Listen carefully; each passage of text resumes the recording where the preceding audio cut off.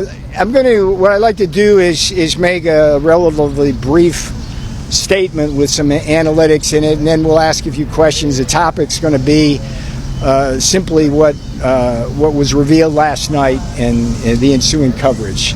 So what I want to start with is facts. There's a simple fact that the American people have lost a lot of confidence in our election system, and there is a deep division on whether the 2020 election was stolen. That's not what last night was about. What last night was about is protecting future elections, but the fact that there's such dissonance between some people who view that 2020 election is not stolen, some people do. And the question, I think the way to think about this is based on what was released, and I'm going to go through that. Based on what was released, is the probability that that election was stolen higher today in people's minds than it was before we got the data? And I would argue that certainly, there's no question. Whether you have a very low view of whether it was stolen, it's got to creep up a little bit because of what came out. If you have a high view, it's going to maybe pop to certainty, and everything in between. So if you look at like what happened last night, you start with the China basically hacking our data systems in a way not just to buy our voter files to 120 million Americans, but also going into the metadata, which has more information than what you can buy commercially. Clearly, if you do that in anticipation of the 2020 election, you have malintent in terms of what you might do with that election. So that should raise really deep concerns among the American people. It's not the first time this has kind of happened. What's different about what has happened here is that the press writ large, particularly on the left side, doesn't want anybody to be concerned about that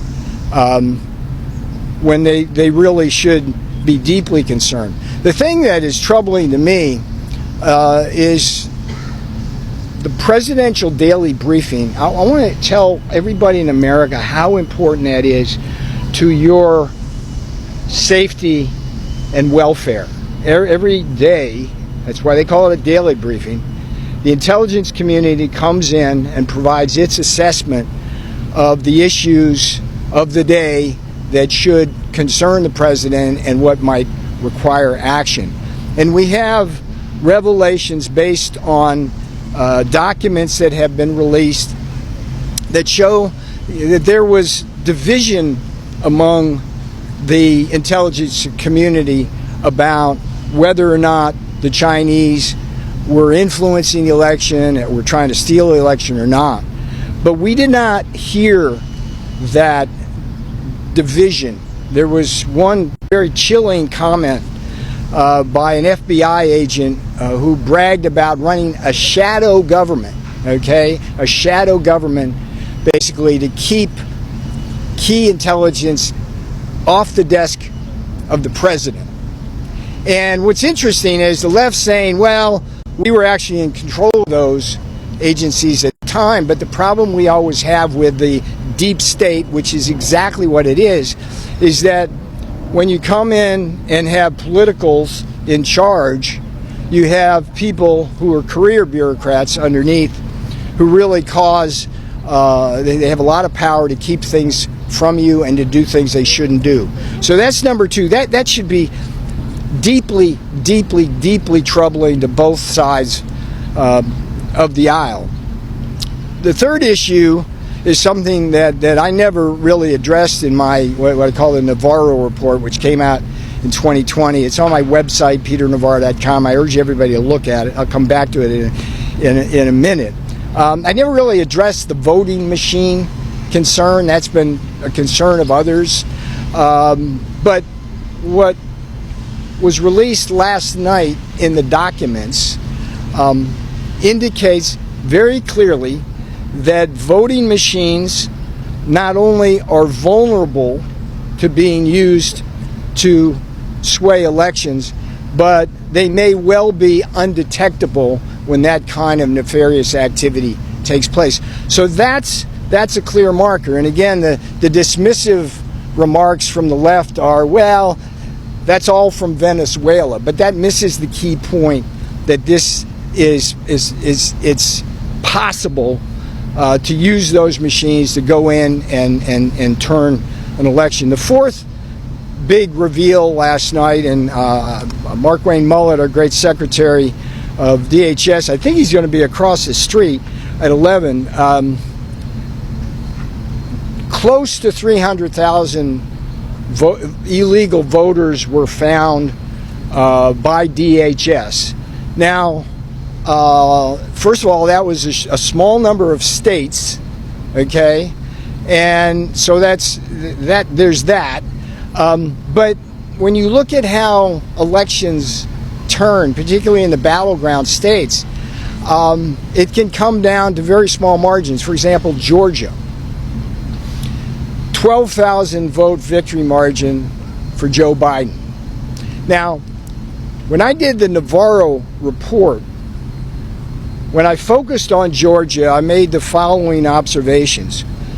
One of the big changes that Georgia did was get rid of essentially signature verification for ballots. They got rid of signature verification. At the same time, they dramatically expanded the ability of people to vote absentee. So what you had was the number of rejected ballots by percent falling from about 5% in 2016 election to virtually zero, okay? Virtually zero in the 2020 election, okay?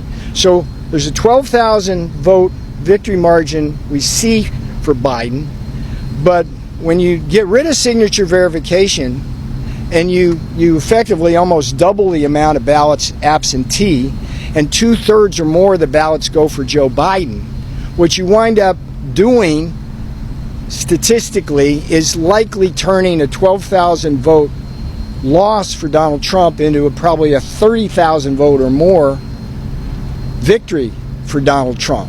And that's just one state, and that's how this happens. So my concern here, the purpose of that last night was not to prove anything about the 2020 election. It was basically to look forward of how we can fix things. But my concern here is that we've created a system where we don't have the appropriate checks, signature verification, ID of the voters themselves.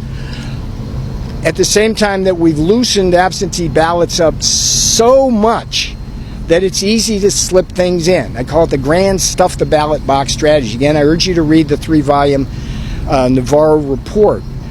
And so we've got our work cut out for us. The president has proposed passage of the Save America Act, and it literally not only has support of 80% or more of the American people, it actually checks every box needed to ensure the integrity of our elections. So what I would ask everybody in the media to do, which they didn't do before they filed their stories today, is actually read the data that's now up on whitehouse.gov. I mean, I'm astonished that reporters could go out and write authoritative stories trashing, in many cases, what the president said last night, when they literally, unless they're the fastest reader in the world, didn't have the time to review the document. So I thank you for letting me go on. Now I'll take some questions. We'll start with the pool carrier here. So yes, ma'am. Thank you, Mr. Navarro.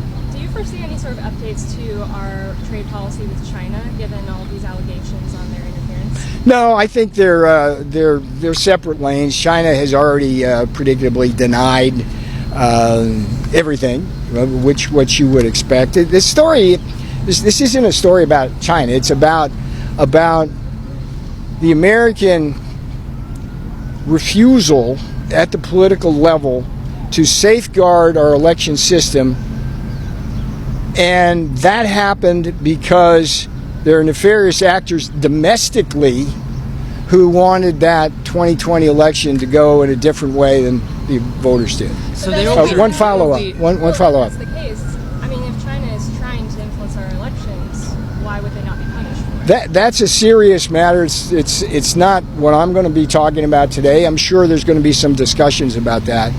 But I think the focus needs to be on the fact that there's holes in our election system that can and will be exploited by bad actors, both foreign and domestic, and that's why the Save America Act is critical to the hinge here. I mean, it's the most reasonable bill in the world. It's ID check. You bring in an ID, check whether you're a citizen. I mean, come on. So yeah, thank you. Yeah, you mentioned the Save America Act. Yeah. The President posted today on Truth Social. I'll quote it. Great reviews on speech last night. Big audience.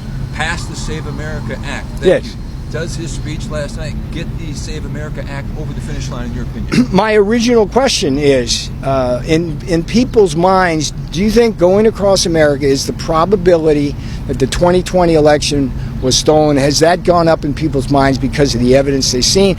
The answer is unequivocally yes. So it's important beyond measure to pass the Save America Act, and I think there'll be even more support. It's over 80% now. It should go to 90%. I mean, who can object to it other than the radical Democrats who like to mess with our election? I don't want to get too partisan here, but let's be clear. I mean, I came home last night from the speech. I was honored to be here, and turning the television on, and CNN's there, and they're just, I mean, they haven't read anything, and they're just spinning their talking points. It's just total denial. And I would ask the media to do a little gut check here on this particular issue, and try to look beyond your Trump derangement syndrome and your partisan this and that,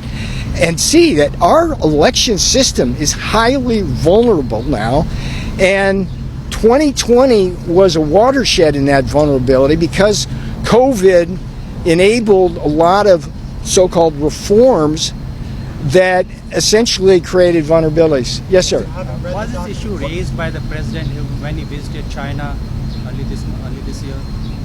I'm not sure if that was. Yes, sir. Will President Trump support and sign the Russia sanctions bill in the Senate, which imposes... That's not out of my lane. Yes, sir. Given what the president said last night, do you think he should still invite President Xi to the White House in September? It's above my pay grade. I think, again, what happened last night is about raising people's awareness through credible information that hitherto has been classified. I mean, think about this. President Trump has released these declassified information which never should have been classified to help the American people understand the vulnerabilities in our election system. The Save America Act is the key to saving that. I'm going to take one more. Yes, ma'am. Thank you, Mr. Navarro. What's your answer to the opposition who say that the president might want to delegitimize the midterms? What's your answer to the opposition, the Democrats, who say that the president might want to delegitimize Might want to what? To delegitimize the midterms elections? It's just spin. I mean, look, if you pass the Save America Act and you get voter ID and proof of citizenship, and you crack down on this reckless use of absentee ballots, we'll have a more secure election with integrity, and most importantly, the American people will have more faith in the elections and are more likely to vote. I mean, one of the things I'm concerned about is like people are so disgusted with how insecure our elections are that they stay home, that democracy withers when you don't have an election system that works.